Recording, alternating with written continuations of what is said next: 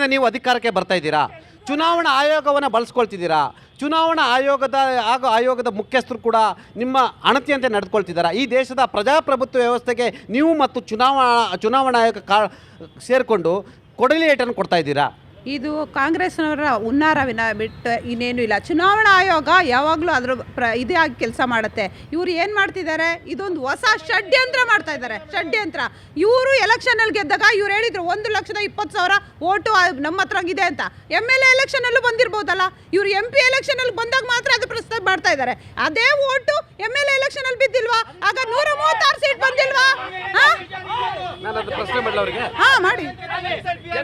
ಅವ್ರು ಹೇಳ್ತಿದ್ದಾರೆ MLA election ನೀವು 130 ಸೀಟನ್ನು ಗೆಲ್ತೀರಾ, ಲೋಕಸಭೆಯಲ್ಲಿ 9 ಸೀಟನ್ನು ಗೆಲ್ತೀರಾ, ಅವಾಗ ಇಲ್ದಿದ್ದ ಅನುಮಾನ ಈಗ ಯಾಕೆ ಬಂತು ಅಂತ ಹೇಳ್ತಿದ್ದಾರೆ. ಆಯ್ತು, ಅದಕ್ಕೆ ಉತ್ತರ ತಗೊಳಕ್ ಹೇಳಿ ಸರ್. ನಮ್ದು 136 ಕ್ಷೇತ್ರದ ಮೇಲೆ ಅವ್ರಿಗೆ ಡೌಟ್ ಇದ್ರೆ, ನಮ್ಗೆ ಬೆಂಗಳೂರಿನ ಮಹದೇವಪುರದ ಮೇಲೆ ಡೌಟ್ ಇರೋದಕ್ಕೆ ನಾವು ಹೋಗಿದ್ದೀವಿ. EC ಮುಂದೆ ಹೋಗಿ ನಿಂತ್ಕೊಂಡಿದ್ದೀವಿ. ಅವ್ರಿಗೆ ತಾಕತ್ತು ದಮ್ಮು ಮೀಡಿಯಾ ಮುಂದೆ ಮಾತಾಡೋರು, ತಾಕತ್ತು ದಮ್ಮಿರೋ BJP ಕಾರ್ಯಕರ್ತರು ಎಲ್ಲ ವಕ್ತಾರರಿಗೆ ಹೇಳಕ್ಕೆ ಇಷ್ಟಪಡ್ತೀನಿ. 136 ಕ್ಷೇತ್ರಕ್ಕೂ ಹೋಗಿ ಇವ್ರು EC ಮುಂದೆ ನಿಂತ್ಕೊಳಕ್ಕೆ ಹೇಳಿ. ಅವ್ರಿಗೆ ತಾಕತ್ತಿದ್ರೆ ಆಪಾದನೆ ಮಾಡಬಾರ್ದು.